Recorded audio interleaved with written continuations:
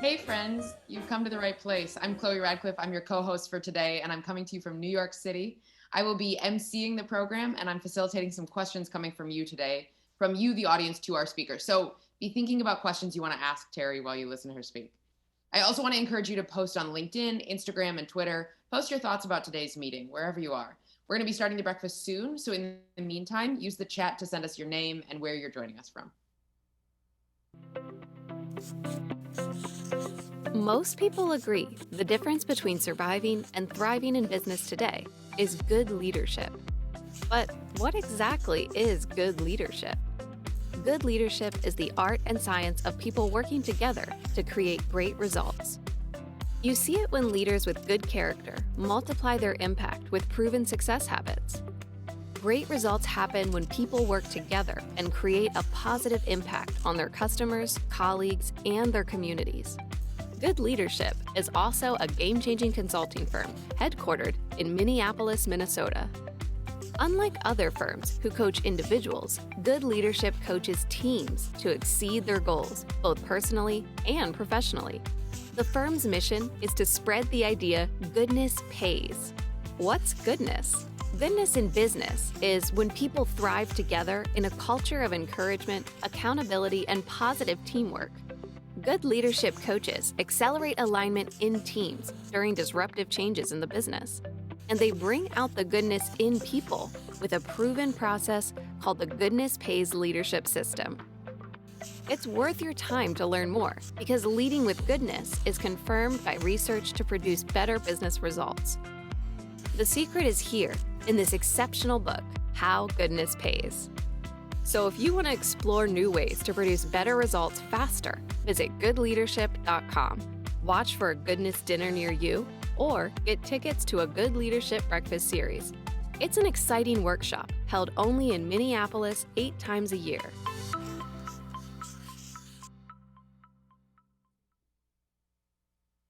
Hello again, and congratulations for investing in yourself as a good leader. I'm Chloe Radcliffe, I'm your co-host, and I want to welcome you to the Good Leadership Breakfast, where we hear from inspiring CEOs and learn their success habits. Today, I'm so excited to be with you and hear from Thrivent CEO Terry Rasmussen on how she leads her team.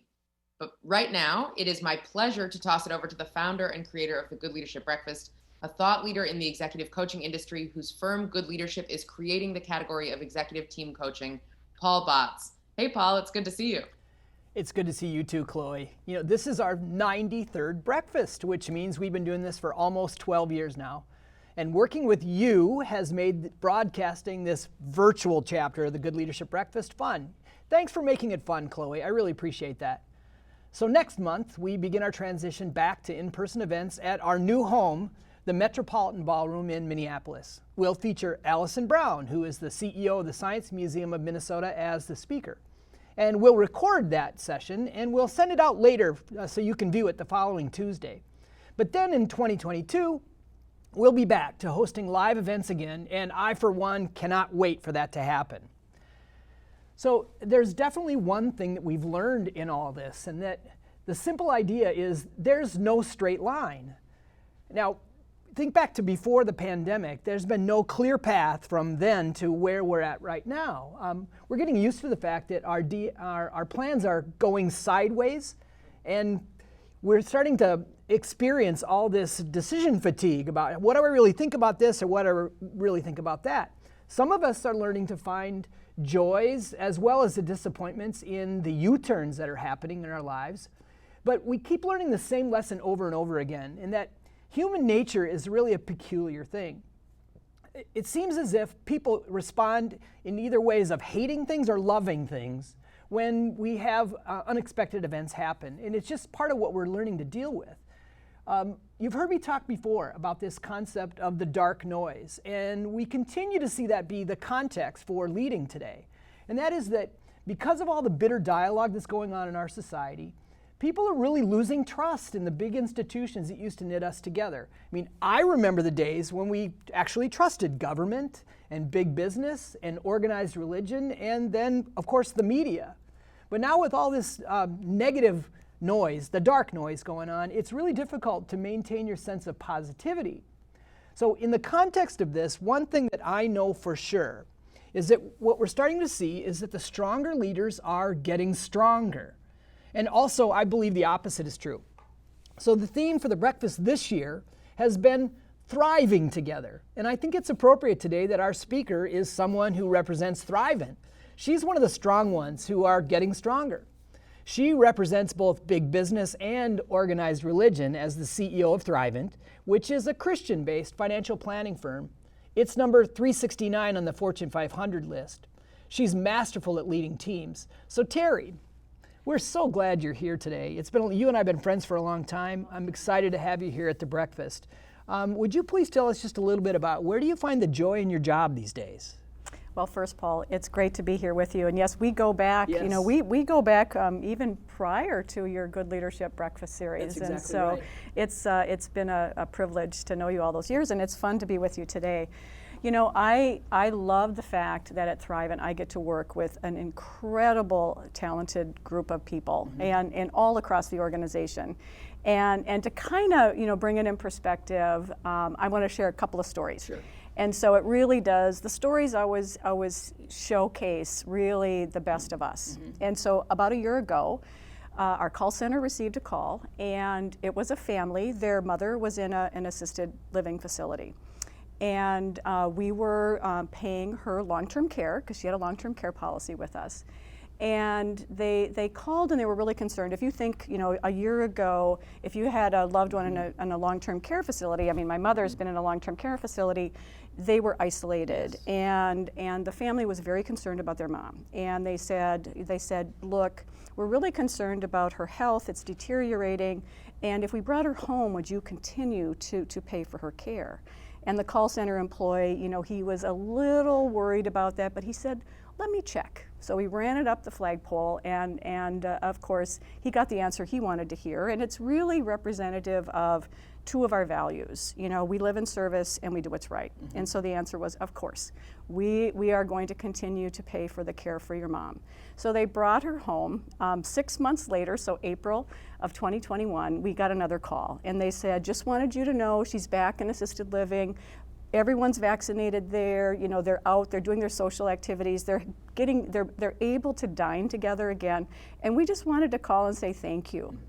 And you know, she's coming up on a big birthday in June, and when she celebrates, we're going to really thank Thrivent because she gets to celebrate that birthday. Yeah, that's terrific. So it's just so representative of the care that our call center and our employees have to our clients. The second story is one, and it's I was on the board of Thrivent Charitable for many, many years. It's really our generosity part of the organization, and every February. We would go to a location and we would host our donors, and we would host lunch or dinner. And every time it was the same story over and over again. I'd be sitting with a table of donors and they would say, Terry, I never thought I could be a philanthropist, and I'm a philanthropist. And the joy that they got from that, and I mean, these were retired school teachers, retired pastors, they were small business owners, you know, and they said, never in my wildest dreams did I think that I could lead this kind of life, a life full of meaning and gratitude, which is really what we're all about. And so to me, hearing those stories just gives me great joy, because I know we're making a real impact in the lives of so many people, and then, you know, they get to make an impact in their communities. So those are fabulous stories, and CEOs need those things because you have a really hard job. That's one thing we've definitely learned, is it's really hard to be CEO. It's draining. So what do you do outside of your work to, you know, find your energy and stay positive? Well, you also know the answer to this, Paul, because you interviewed me in the 7 F's. You interviewed me on the fitness one, so you know I like to exercise, and it's the way that I relieve stress, and so you know, this morning I was already on the treadmill. I spend 30 minutes on the treadmill every morning. And you know, I love Pilates, and so I'm a student of Pilates, and so I find that really does, it gives me my time, my own time that no one else can intrude, and it helps me recharge. Well, it's good that we got a teaser here from Terry. It's going to be an awesome conversation here pretty soon. I think it's really important to share stories like the ones that we're going to hear from Terry today, because the leadership in the media today is it's saturated with unrealistic emphasis on individual leaders. The magazines all emphasize a big idea approach and a pull yourself up by your bootstraps ideology. So what we see over and over again is an individually focused leadership dialogue that we call the superhero model. In some ways, we know that we're playing right into this by interviewing just Terry today, but we're expanding the subject beyond Terry to explore what really works in her team leadership, because everyone knows that nothing significant ever happens alone. At Good Leadership, we focus our coaching, tools, and research on how good leaders accomplish great things with their teams. Because when the team at the top is not aligned, everyone else suffers. So building up to today, we surveyed a group of leaders on topics related to executive team alignment. So Chloe, I want to toss it back to you here. Will you please read for us the first survey question and share the results? Yeah, absolutely. All right, so the first survey question we asked was, my team leader creates the expectation that all team members know one another's personal and professional aspirations. We received hundreds of responses, and the results show 49% yes, 51% no. So Paul, what do you make of that split down the middle? Wow, that's interesting. That's half and half. What I think is interesting about that is that the best leaders really tap into the core motivations of their team. And core motivations are, who do you want to be when you grow up, both personally and professionally? I just don't understand how any leader can get extraordinary effort from a group of people that don't really know who they're all striving to become. And so obviously that's something that we can, as coaches, we can dive in deeper in that to improve that. So I think that leads right into the next question that we asked. Chloe, would you share that, please? Yeah, absolutely. Let's get that up. So the second question is, our team effectively makes mid-course corrections to ensure the most important priorities are accomplished. And the results show 75% yes, 25% no. So what does this say to you, Paul? Well, the first thought I have is that in the research that we've done about goodness is that 4 out of 5 leaders say that they believe goodness pays. So that would be 80%. So 75% is in that ballpark, of course. But what this means to me is that there's 25% of people who are a part of leadership teams that are not feeling like winners. That's a lot. And it sort of goes back to this concept we were talking about, the dark noise, that people actually expect to find goodness, their sense of winning and thriving together in their workplace. I think it's pretty simple. People really want to be a part of a winning team. And so, team leaders need to get better at circling back and rechecking and doing mid-course corrections to make sure that their team actually wins. So that's one of the reasons why this breakfast and the coaching that we provide exists. We know how to help align teams so people thrive and win together. I mean, I think that's the point. Yeah, absolutely. And speaking of winning and thriving together, I want to mention that the growth of the Good Leadership Breakfast would not be possible without the generous support of our sponsors. And I'm excited to introduce our sponsors for this month. Today's featured sponsors are the International Coaching Federation of Minnesota and Orange Ball Creative. Let's get their messages up. Hello, I'm Steve Ryan from the International Coaching Federation Minnesota chapter. On behalf of everyone at ICF Minnesota, welcome to the Good Leadership Breakfast. Whether you're coaching individuals or teams, coaching starts with asking good questions. The question is, where do great coaches come from? And the answer is ICF, the International Coaching Federation. ICF is the world's premier organization for advancing the coaching profession through training, development, ethical standards, and ongoing education. We train and educate coaches so they can help clients exceed their goals both personally and professionally, and with the tangible results they expect. We choose to partner with Good Leadership because good leadership is the art and science of getting people to work together towards a common goal, and perhaps creating uncommon results.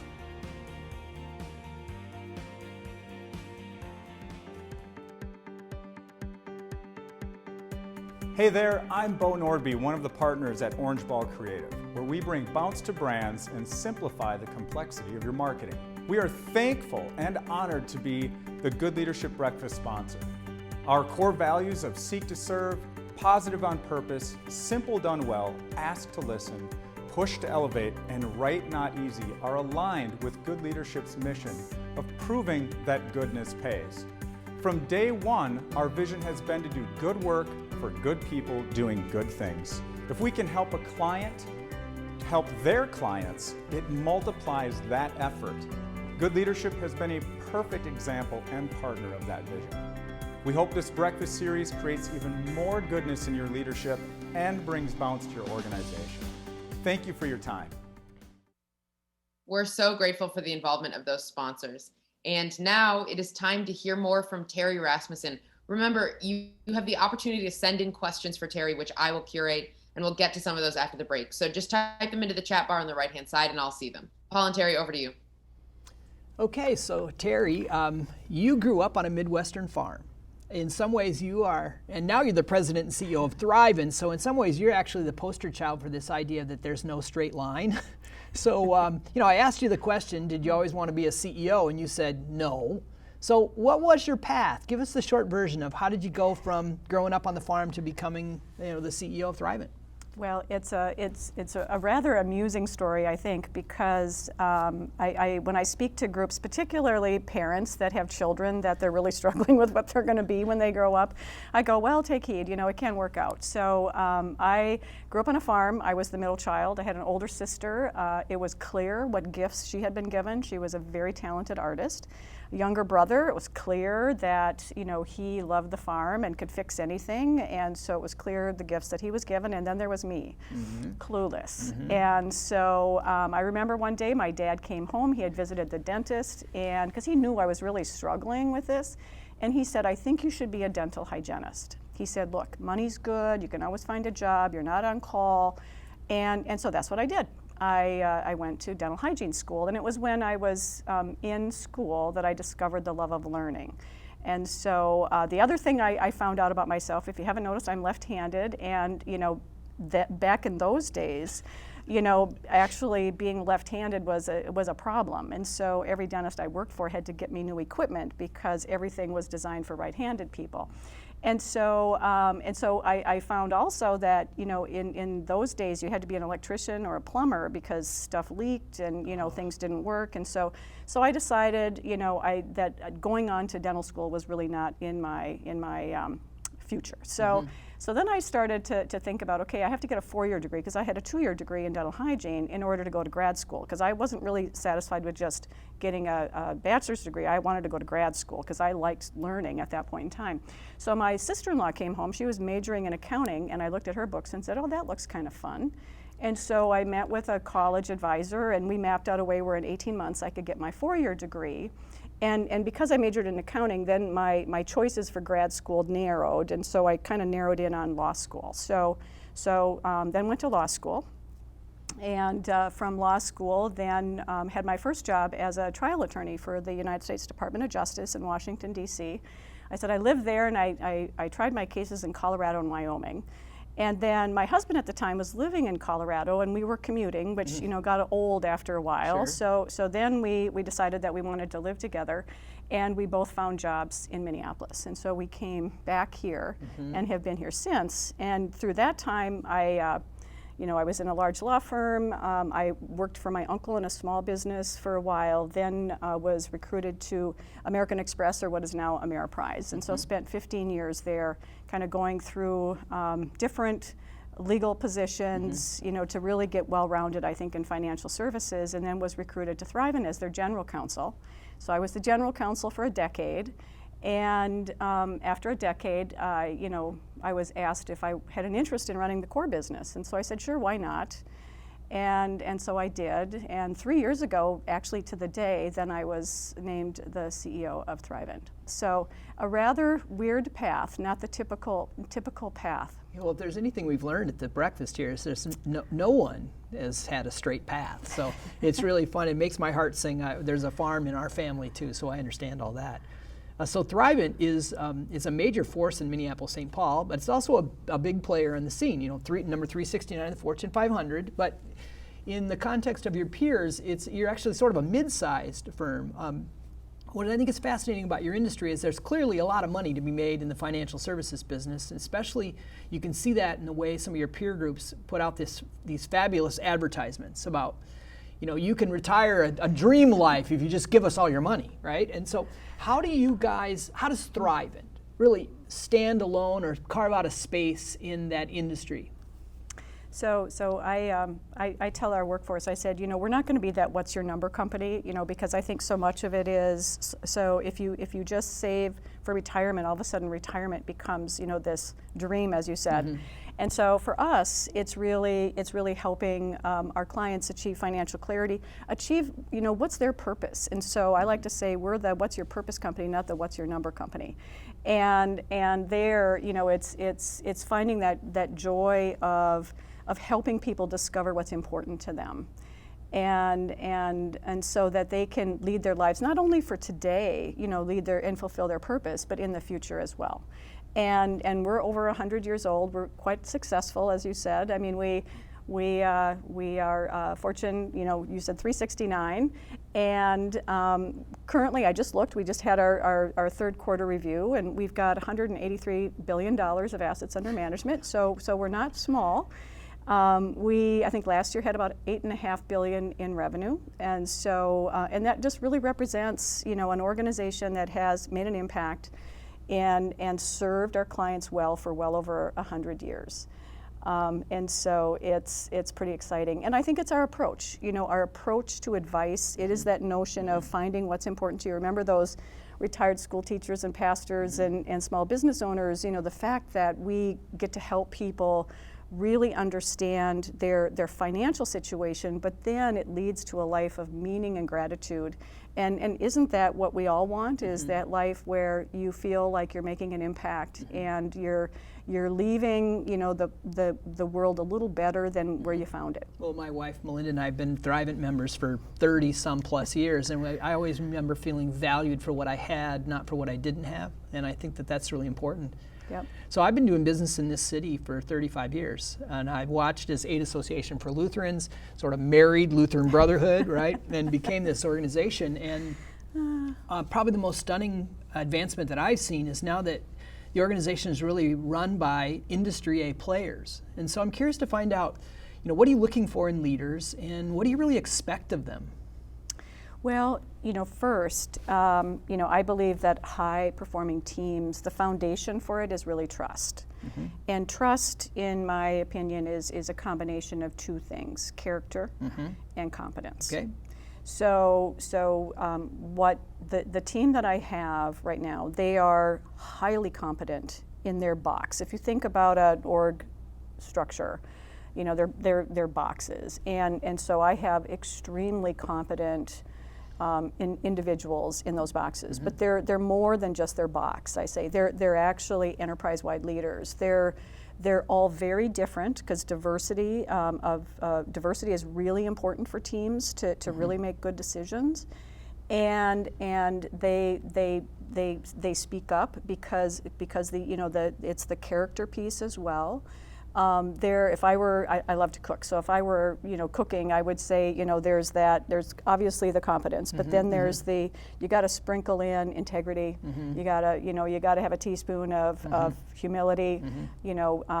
Probably a couple tablespoons of low ego, and then vulnerability and creativity and kind of being your own entrepreneur.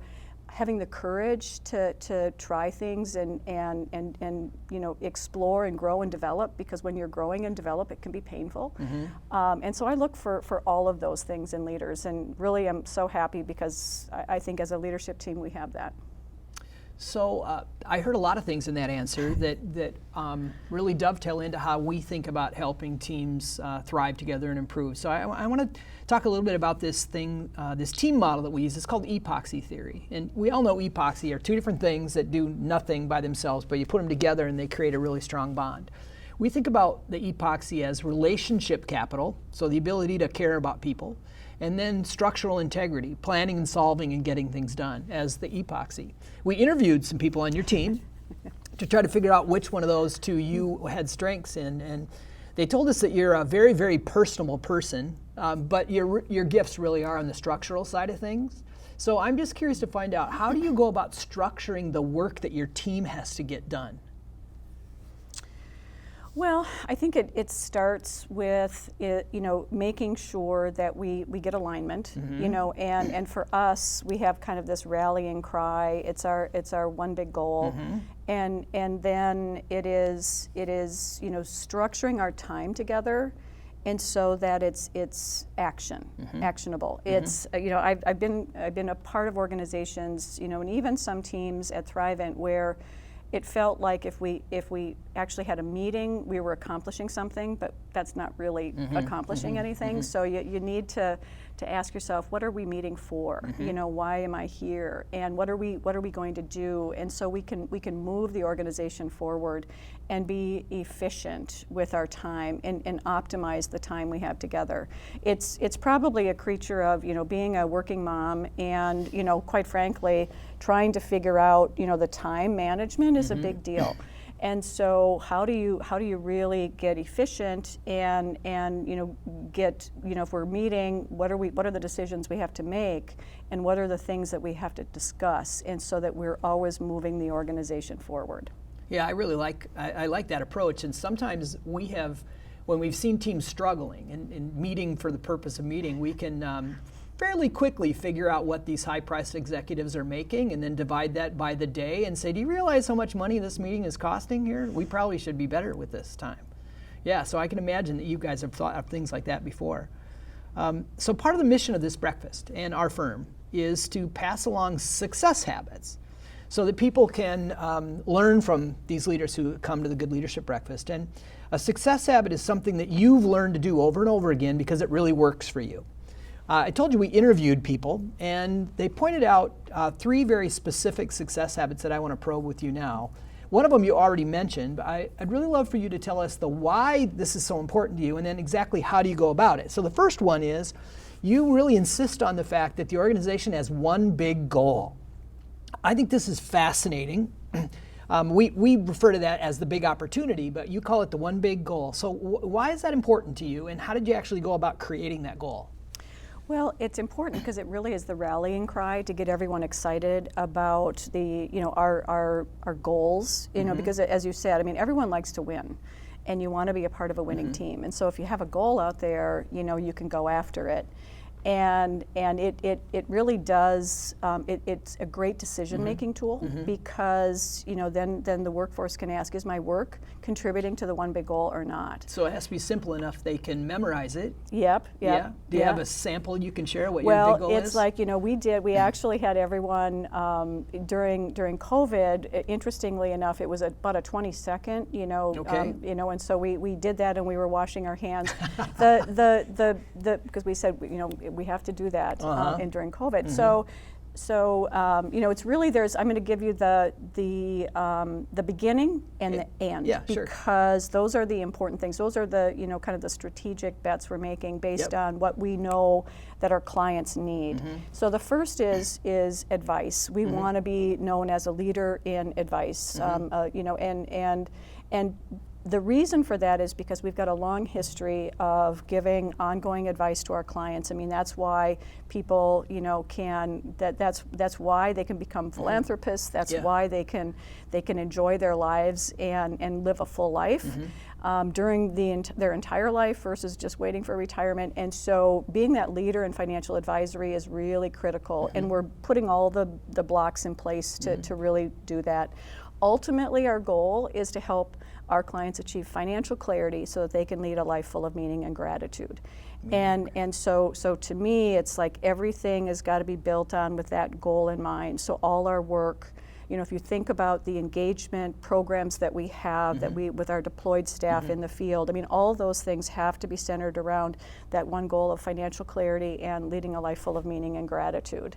And then we have we do have operating and financial metrics, in the middle around our core business, and so you can report on how things are going. We can report on financial metrics and how things are going, but strategically it's important that we also show progress because one of the things that we heard loud and clear, we do have over 100-year history, And one of the things we heard loud and clear from our clients is they want to leave the legacy of Thrivent to their kids and grandkids. And so they want us to build this organization and transform this organization for the next generation, because they felt that Thrivent was so important in their lives. They want to make sure we stay relevant for the next generations. And so that led us to redo our brand. That led us to become much more modern and hip as an organization. There's a couple that do remind me. They said, "But Terry, don't ever forget who brought you to the dance." But they're cheering us on, saying, "No, let's make sure that you're relevant for the generations to come." So we heard it here. Thrivent is now modern and hip. I love that. Okay, so the second one is fascinating, and I actually gave this advice to another CEO earlier this week in a coaching conversation. It's this idea of time without Terry. So obviously you're Terry, and you're referring to your executive team. So why is time without Terry important, and how do you actually go about implementing that? Well, a little bit is my journey as the CEO, because I'm now in year 3. I call it my junior year. And I remember the board sharing with me, because I was a first-time CEO, and there is a growth and development process that happens. And I remember a couple of board members telling me, Terry, when you really feel lonely, you've now settled into the role, because it's lonely at the top. And so I felt lonely about May, June of 2020. Yeah, and that's explainable, yeah, right? Yeah. And so part of it is, they said you have to let the executive leadership team gel. You have to let them develop their relationships, and if you're in the room, it just is an impediment. And your job now is to become their boss, not their peer, become their boss, and your job is to then hold them accountable to deliver the results that you want them to deliver, and they've got to learn to do that as a team. So how often do they meet without you? Once a week. That's amazing. Yeah, it makes total sense. And I'm thinking about many applications that I can use from this experience right here. So thank you for that. So this last one is a little bit surprising, but I love it. And it's this idea that you do intensely personal check-ins one-on-one with people. It fits my point of view about good leadership perfectly. But how did you discover this? I mean, why is intensely personal check-ins important to you? And then how do you actually go about doing it? Well, it became really apparent during COVID. And it's this notion of really checking in and not accepting the rote answer when I say, how are you doing? Oh, fine, oh, fine, oh, fine. It's, how are you really doing? How are you really doing? And it's this, and it became very apparent to me over Zoom, is some members of the team were doing better than others. And it's probably my schooling as a trial lawyer, you have to read the jury, you had to read the judge, and it was like, and I can read my team, I can read individuals, and so it's saying, no, what's really going on? How can I help? Do you need to take a run at lunch? Do you need to take some time off? I mean, it's like, life's too short, so let's make sure that you're taking care of yourself. And the stress of operating the organization during the last 18 months can take its toll if you're not careful and really, do some self-care. So self-care is important. Yeah, lots of U-turns. Yeah, absolutely. Well, so before we go to the questions from the audience, it's just a reminder that listening at home, you have the opportunity to send in questions for Terry. Chloe's going to curate those, and she'll share those again soon. So now, Chloe, let's go to our third survey question, because I think it helps frame up what we're talking about here. Yeah, absolutely. Terry, I can't wait to get to these audience questions. But before we do, I want to mention the third question in our pre-breakfast survey. That question was, the tension created in our team meetings is healthy and well-intentioned to improve team performance. The results are 60% yes, 40% no. So this looks like a good split. Paul, what do you make of that? Well, I would say 60% is a reasonably high number. That means 3 out of 5 people are experiencing what we call healthy tension, and that's really the key to high performance. And the tension needs to be well intended, of course, but 40% is a lot. I mean, that's 2 out of 5 believe the tension in their teams is not healthy.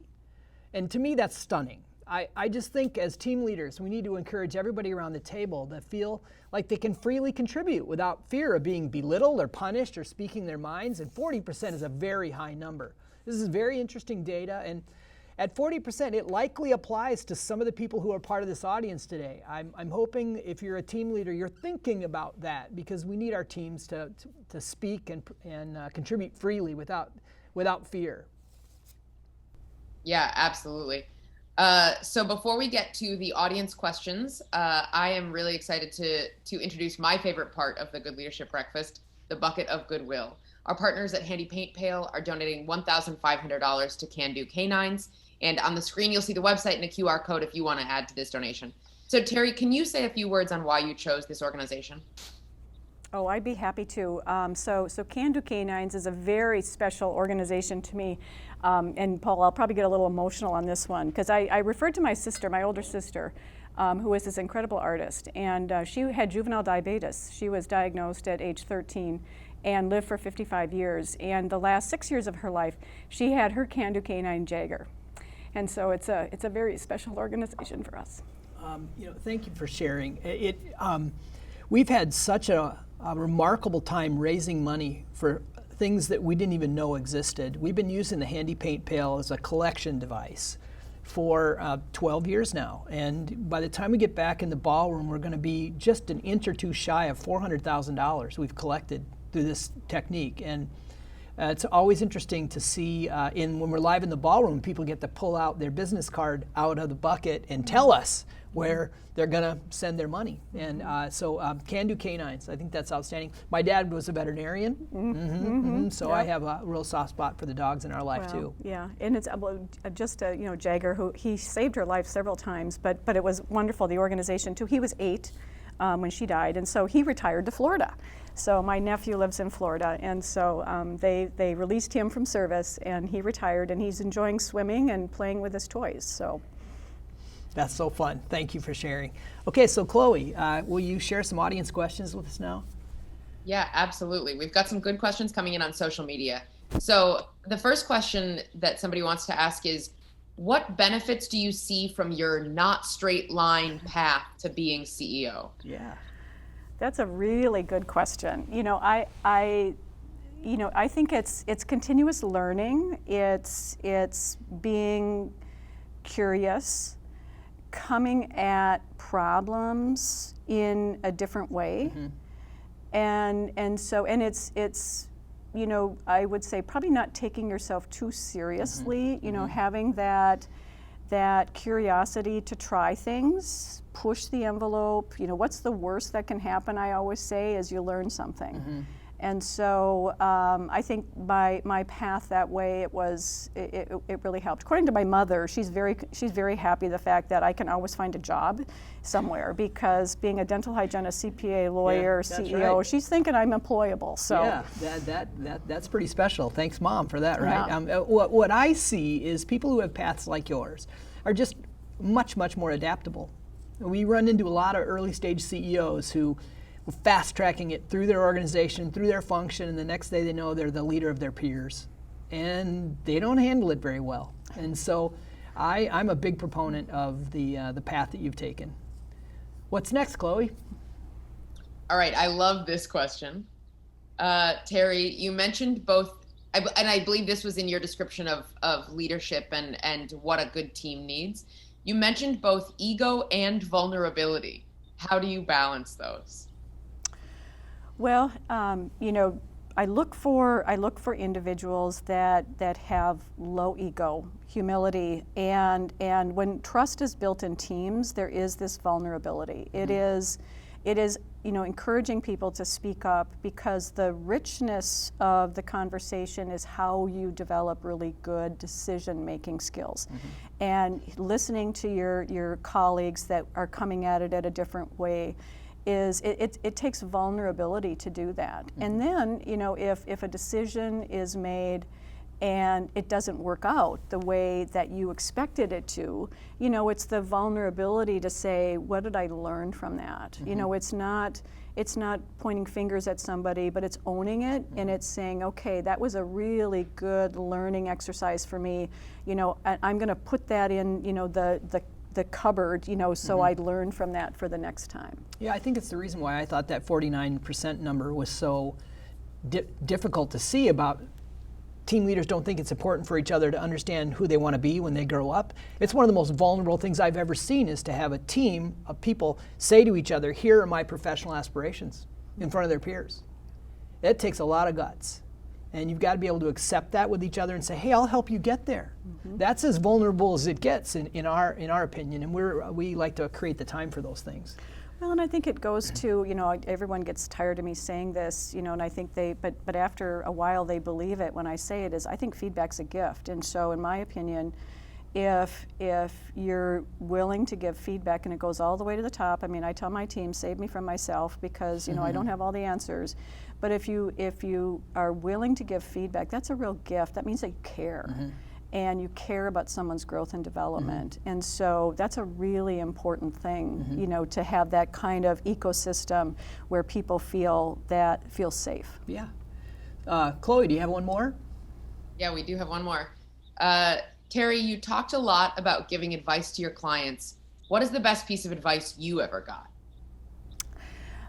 The best advice I ever got, and this is an old one, but starting out, I remember my advisor said, pay yourself first. And so there's this whole notion of, creating good, healthy financial habits, starts, and if you start early and continue them over time, it's good for you. So in my case, it was, we wanted to make sure that we funded our kids' college education. So we had a little account where money was taken out of the paycheck before I got the end of it, what was left.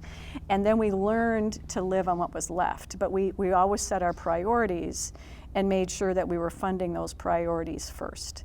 And so it's things like, max out your 401k because there's a match, if your company matches. It's making sure you're saving for emergency savings.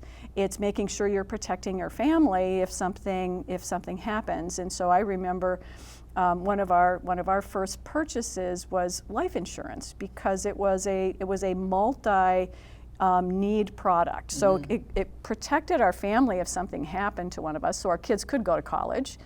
But it also provided a funding mechanism, and so that we could, as we were funding it, we could take loans against it and send our kids to college. So it was kind of a twofer, as I called it.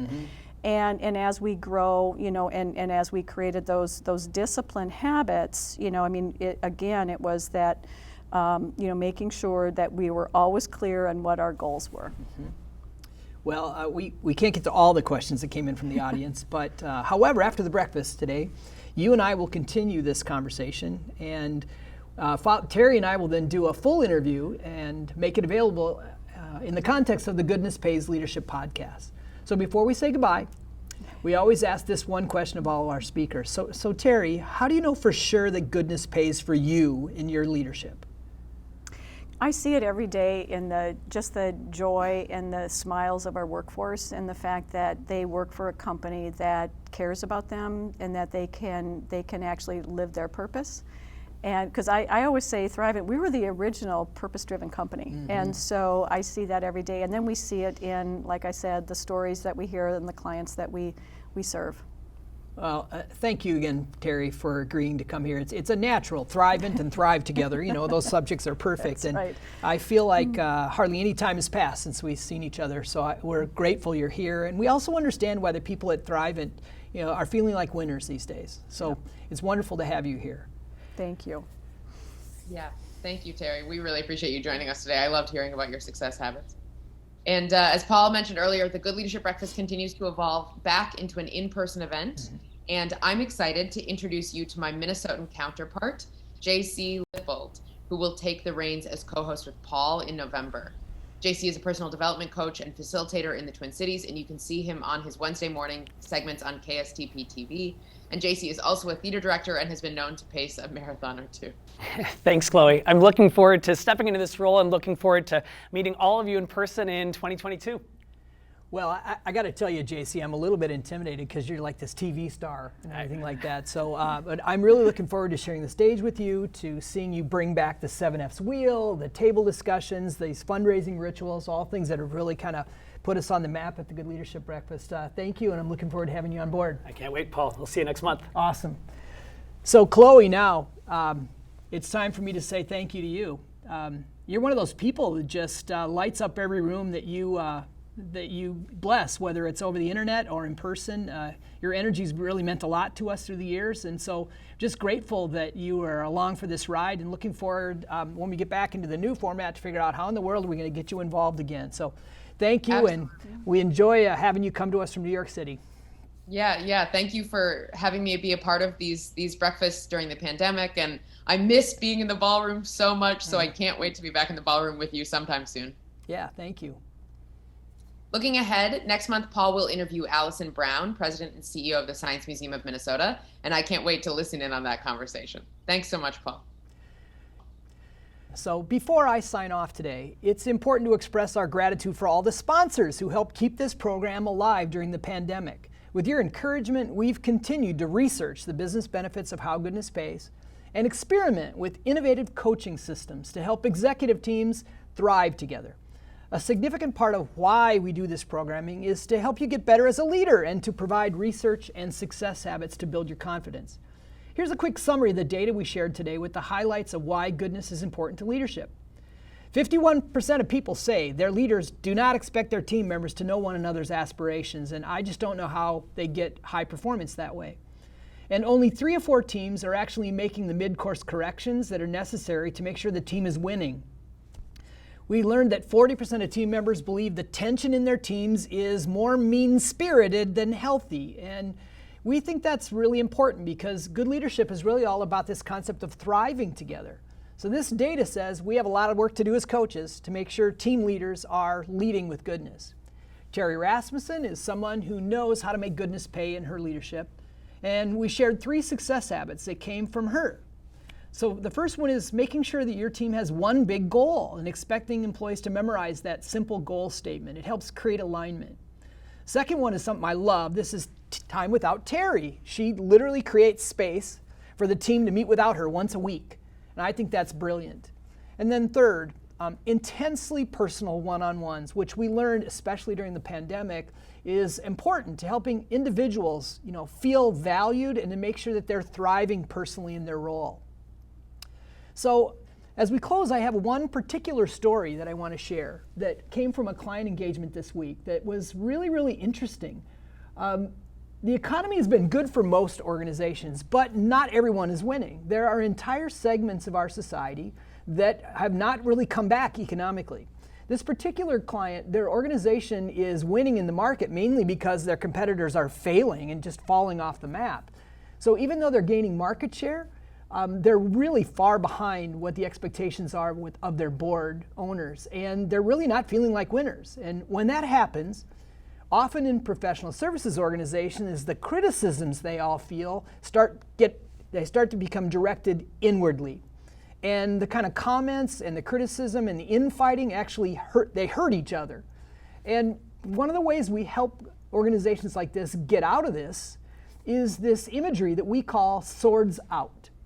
It's a metaphor, and kind of a primitive metaphor, but what it means is that good leaders don't spend their best energy focused inward in their organizations. They spend their time, winning in the marketplace. So if you think about an executive team that's actually standing in a circle, shoulder to shoulder with their swords out, it's a powerful image because they are protecting each other. They have one another's backs. And they're putting their best energy into really seeing and winning in the marketplace. And when you start to win like that, it really helps people come together and feel like winners. So as we leave today, I have a very specific coaching tip to give you, and I'm curious to see if you try it. And if you do, I want you to tell me about it. So as we leave today, I'm really encouraging you to bring out the goodness in your team with this specific question. I want you to ask your team, in what ways should we be feeling like winners today? I mean, literally, when you bring the team back together before you get into the business of the day, ask the question, hey, in what ways should we be feeling like winners today? And then just let them bring out the goodness that's in the team and start to share with each other why you're thriving together despite where your results are. One of the things good leaders have to do is to help find that goodness in their teams. If you want help doing that, just reach out to us and we'll help you. We'll find a way. Because goodness pays when goodness grows. And good leadership is a team sport. Thank you to Terry Rasmussen for today. We look forward to seeing all of you again in November, and have a great day. Thank you.